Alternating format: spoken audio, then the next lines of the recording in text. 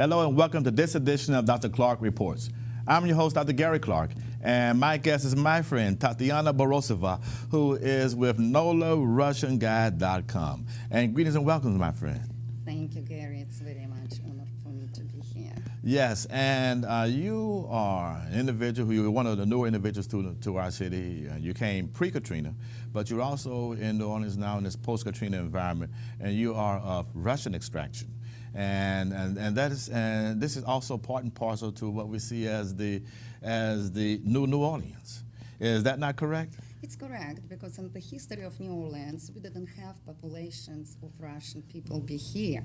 What I know, when I arrived to New Orleans 2000, I met only a few Russian people here. And I met actually on Moscow Nights festivals, what used to be in French Quarter, who the founder was Natasha Ramer. She's still doing the Moscow Nights Festival, but not that often as used to be. So then I met probably about 50 Russians, come all together for celebrations, food and songs and Russian culture.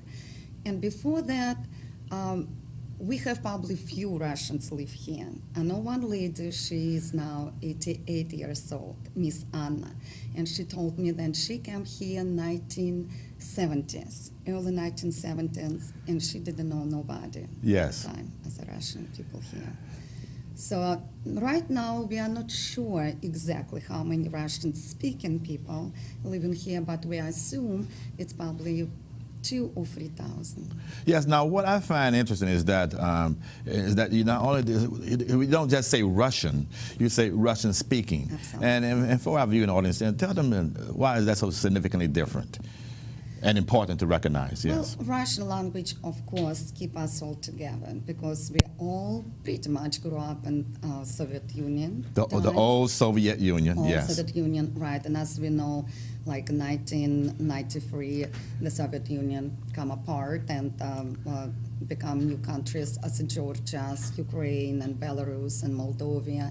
But we still grow up in tradition of Soviet Union. We all speak in Russian language, and we sing in Russian songs, and we listen Russian music, and we cook Russian food. So that's keep us together. Yes, and that is indeed very significant to have that working. Yes. Absolutely, we're all friends. It doesn't matter if Russia and Georgia have a conflict a few years ago. We are friends here. Now, what I find interesting as well is that you serve as with giving individuals who are Russian speaking to give them the New Orleans experience. So when Russian individuals come to the city, what are they looking for in terms of their tourist attractions? Yes. Because let me say this: in the beginning, I know you volunteered to help them. So you volunteered as a tour guide. So what would they seek? Well, actually, I got my license as a tour guide in 2003, but was no Russians here. Only few business people come down, no marinas because it's a port city, but really was no Russians. So I have no people to work with. And after Katrina, of course, all of us have a very difficult period for tourists. And for last 3 years, the convention centers start bringing more and more Russian business people and then tourism as well. And they are very surprising because especially for people who came here first time in United States, they wouldn't see that New Orleans, it's United States. Yes. And it's a part of that. They see the such European city, they related to the city immediately. And they that is so much like Europe in many regards. Exactly. Yes. But also it's such a colorful city of jazz and music and traditions, and it's really big easy. So everybody walks slowly, and Russian tourists like that, because as a tourist, everywhere you go and you have to rush through. And here, no way to rush people. They have to enjoy the streets, the music, the food, the smell, the vibrations of the city, and they truly like it.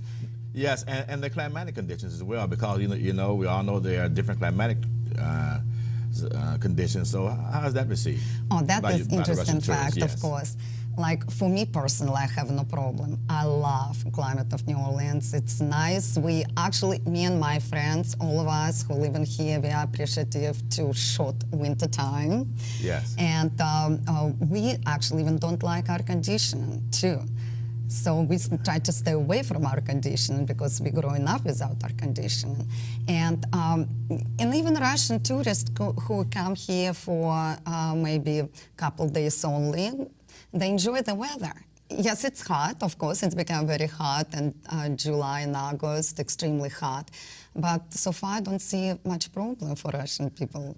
No, and yet, of course, when they come in February, where it would be minus 20 degrees Celsius in Russia, then it would be plus 20 Celsius, because they still count by Celsius.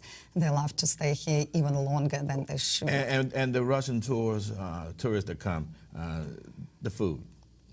I know the spice, etc. Yeah, not how is it all absorbed? Yes. Right, not all the Russians can handle the spices, but then they like French food, they like Asian food, they like Creole food, they like all of that. But yes, once in a while I say you have to try crawfish, the hard-boiled crawfish, we're in season now, and they barely can finish maybe 1 or 2 pounds of crawfish. But it's remarkable to me, you know. And of course, everyone, what is probably a little bit sad, all of them ask, where you swimming? You're surrounded by water, and where you going? Where like a white sand beach? So we don't have any here, unfortunately.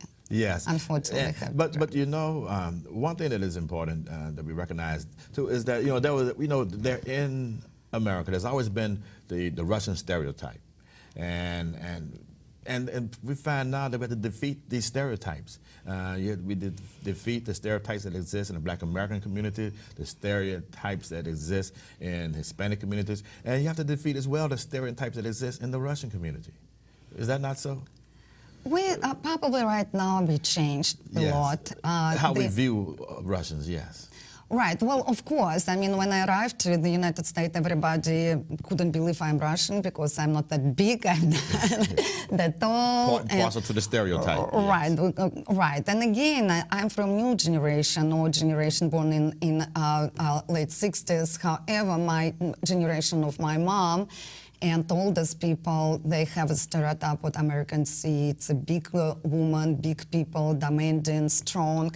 Maybe, but then again, come back to the history, then after World War II, our country lost a lot of people, 20 million people. Who built country? Women. Yes. Women. They become strong.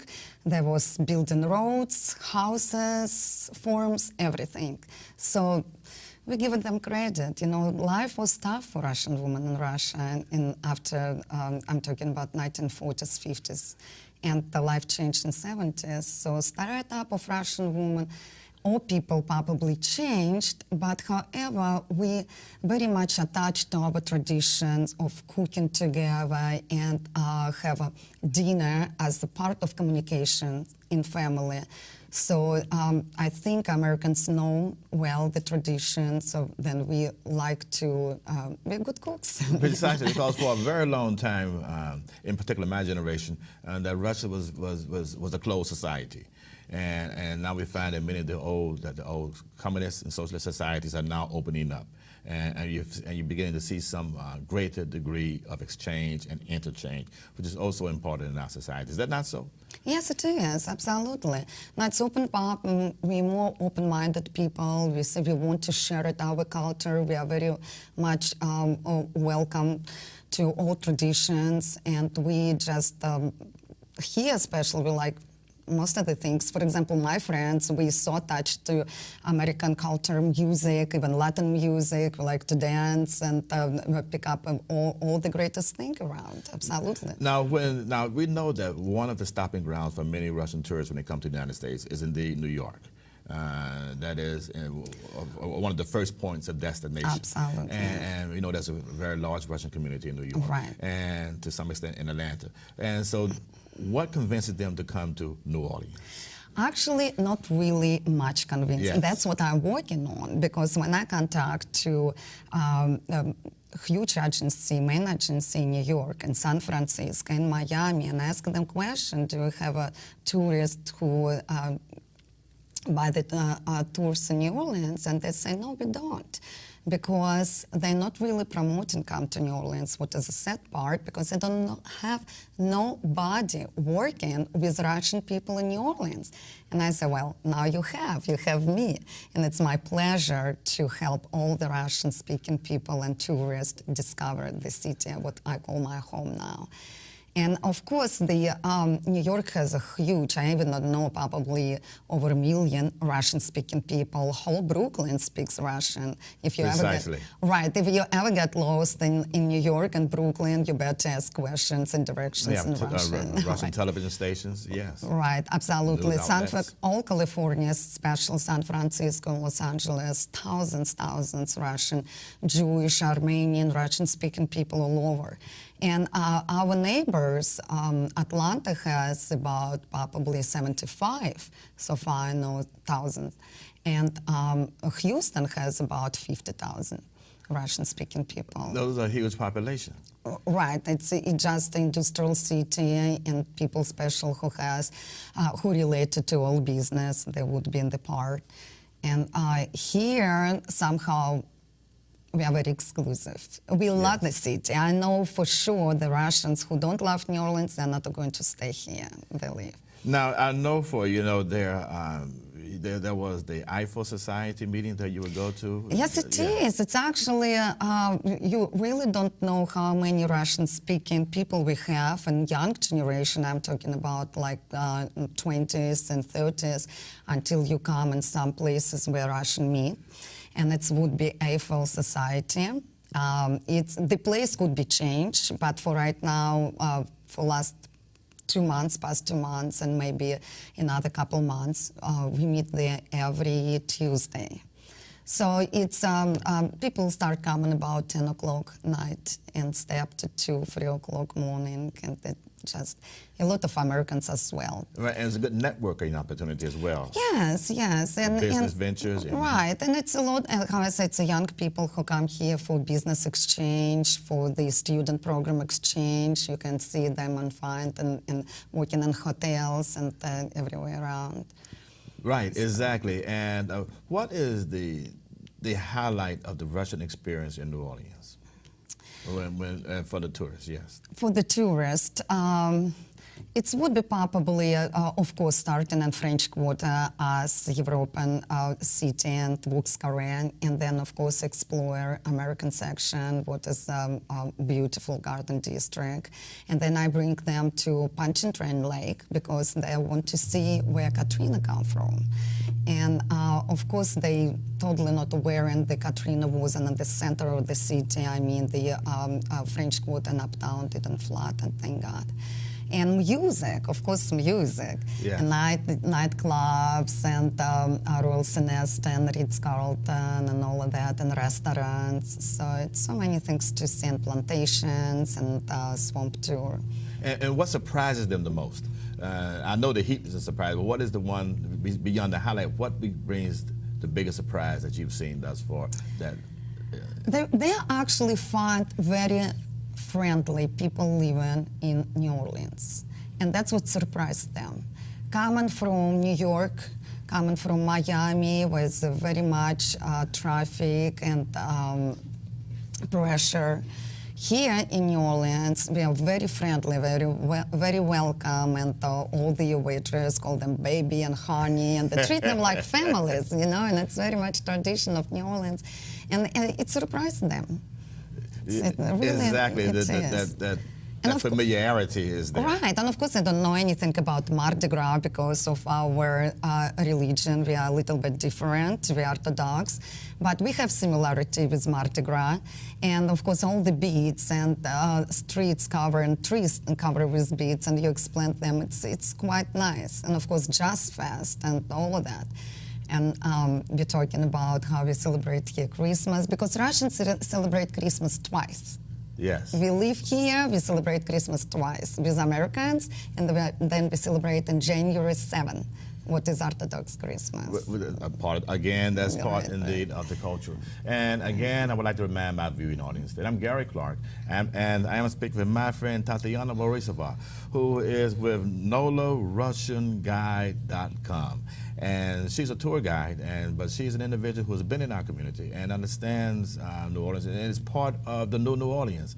But will you please tell my viewing audience the Tatyana Borisova story, my friend? And I've known you for a number of years, but tell them the story. Well, my story is simple. I came to Pennsylvania, Philadelphia. I have my friends, they have gymnastics school. So I help them a little bit with Russian ballet as a professional dancer. I dance Russian traditional dance, and I travel a lot. And I didn't come to live here. I was an immigrant. I just come to experience a little bit different new land, and I visit my friends in Pennsylvania. And I was close to come back to Russia.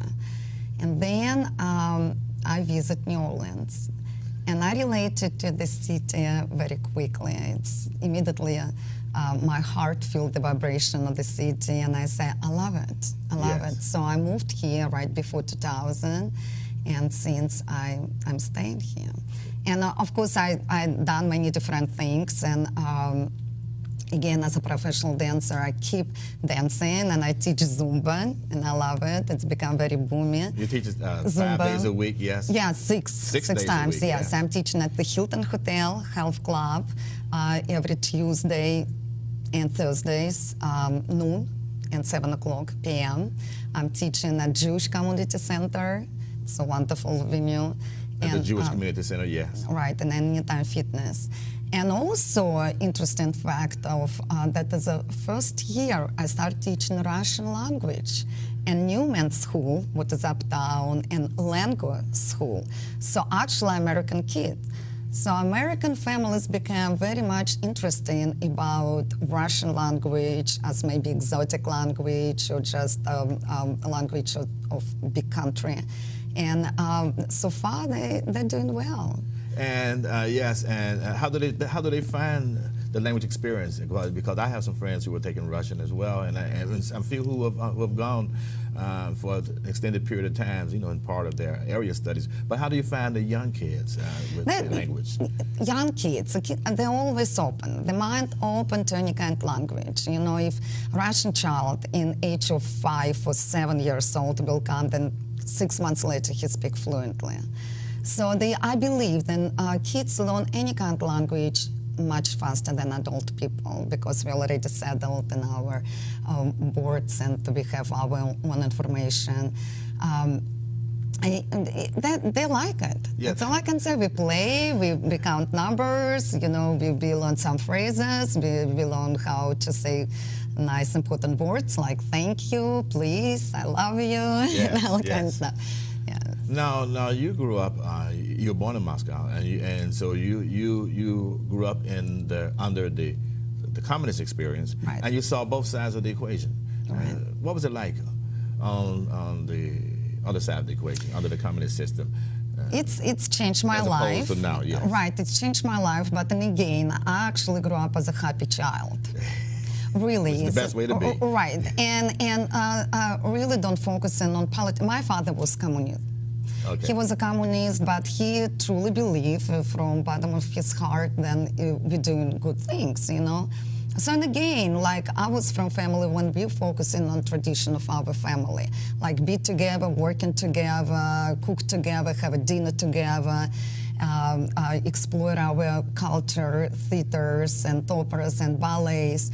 So probably about my 22, 23 years old, I start to see difference of being involved with communism system and being the country of communism because they try to really control everything. And I graduated from university, Moscow University of Pedagogy, what is education. Yes. So I became a teacher of Russian language and literature. So in the school, I see how it's influenced me back. So actually, I was one of the first teachers who taught Bible. Okay. in my kids, and I have for about 160 students from years of 9 years old, yes, to 13 maybe. So on this point, I found it's very interesting subject, topic, and morality, and of course the system of school didn't let me go through the experience fluently, and come back to my dancing career. Actually, the country already have been open. Right, so you remember Gorbachev, and then after, right, yes. right. So 1994, 95, it's already was much easier to start travel around the world. And I went to Japan, and I went to Italy, and Spain, and I feel the world is so much about, right. you know, and then I say, I might like to travel, I might like experience more. And I feel difference, you know. I never like when any other countries criticize my culture, my country, but I never let people in Russia criticize Americans, you know, American culture. I love this country, I love the city, and my experience, what I told my friends in Russia, go through Katrina, was very, I won't say smooth, but I was blessed. Right, and one thing that's important, yes, you went through the Katrina experience, and you were an individual who stayed here through Katrina. Yes, and I did. And what was that like to go through that experience? I think it's a huge lesson, and I stayed at the Hilton Hotel, Riverside, and I want to say thank to the family of the Hilton Hotel, all the employers. They did tremendous job. They stay in the kitchen and cook for people all entire time. The Hilton actually accepted pets as well, and dogs and cats. And but was it scary? Yes. So about 6 o'clock morning, they asked us come to the second and third floor, and then we become a witness of Katrina, and it was, of course, shaking, and start broken glasses around, you know, and then we lost electricity, and all the doors was blocked. And then we have another issue with all the cats, you know, and dogs. Animals, right. And small animals who can't wait, you know, to get out. And but most painful thing for me was watching people to get in their rooms on the 3rd and 4th and 10th floor, and they're on a wheelchair, or they're, you know, overweight and obese, and it was painful. Not having the capacity and ability to move smoothly. Right, and if you can help, you help. But when I heard the city start flooded, I make a decision to leave. Well, give us your perspective. If I could turn the conversation before we exit. Give us your perspective of what makes a good city a good city. Because you know you visited and lived in some of the great cities in the world. What makes a city a great city? And this is where New Orleans is right now. We're poised to be one of the great cities in the world, and not only in the United States but in the world.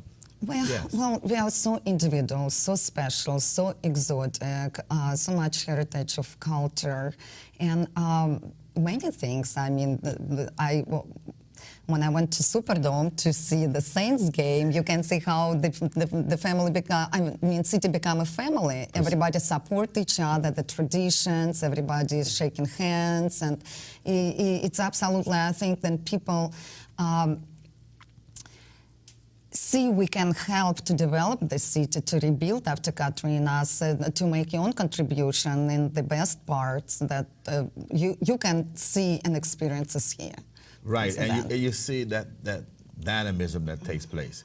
And do you see more individuals moving into the city when they come and they do the tours? Do you see some who may say, hey, I'd like to come here and back and stay a little while longer? Absolutely, and they do that. They always say, we come back next time, want to see that and that. Absolutely, they do. A lot of actually tourists start looking for the property to buy here. And that's the key to tourism, because when tourists come, they see something that they like. Yes. And that is part and parcel to the key. And you say they come, and what happens? Well, they look for the property, and they want to stay here a little bit longer, and they want to experience more.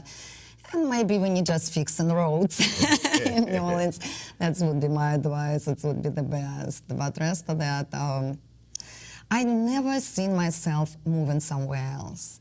Even after Katrina, when city was closed for about maybe 2 months or more, and my question was, where I'm going to work, where I'm going to live. And I went to Houston. I have friends there, and I went to Florida and stayed there for another 2 months. And I just always want to come back home. For the Russian tourists, what is the hidden gem for them that they really want to see that is not on the trail, that is there, that you know innately they would like? Well, basically a mix of culture, mix of traditions and French and Spanish periods and the Irish and Italian. Everything is available to experience, and that's what they want to see. They're surprised. They're surprised of everything. They're surprised of huge Mississippi River. They're surprised of, yes. No, really is. They're surprised how we celebrate life almost every day. It's true. It's very difficult because tourists, they don't come here work. They come here to enjoy, relax, and here it's easy. It's a really easy to enjoy. They come to relax, they come to enjoy, and it is part and parcel to what they do. And then they find that New Orleans, it's nothing look like New Orleans in the United States. Nothing. Right. And you know, we have about 2 minutes or so remaining. If your vision for the Russian tourists, what's your vision for them in terms of expanding the market? I believe, yes, and I hope, and I see that we are going to have more and more Russian people come over. And it's going to spread it all over. And it's going to spread it, and we're okay after Katrina. And we don't have that much crime as they thought we do. And they're going to spread it. It is a city huge of culture. And I hope actually it's going to bring a lot of, as a business-wise, city, support for the city, because Russians have money now, apparently. Right, and we are all aware of the Russian caviar and vodka. Of course. Yes. Of course, I would like to say then for everyone who wants to buy Russian food, that there is a store called Gourmet Delights, and it's located on 3320 Williams Boulevard. So they can buy some of the Russian food like caviar, red caviar, and Russian dumplings, highly recommended. They're wonderful. Russian cakes, many things. So, and all the Russian-speaking people, not only the Russian-speaking from Bulgaria and Czechoslovakia, people who live here, they go there. And we could begin to establish a Russian restaurant. Oh yeah, that would be great, because traditional Russian potato salad completely different what Americans see, and Russian soup, of course. Right. We like to eat delicious and healthy. Yes, and you know, it's been great having you and joining us. And tell our viewing audience goodbye in Russian for us. До свидания. Было приятно с вами поговорить. Всего доброго. Yes, yes. I want to thank my friend Tatyana Borisova for joining us. And as always, it's been a pleasure. Thanks.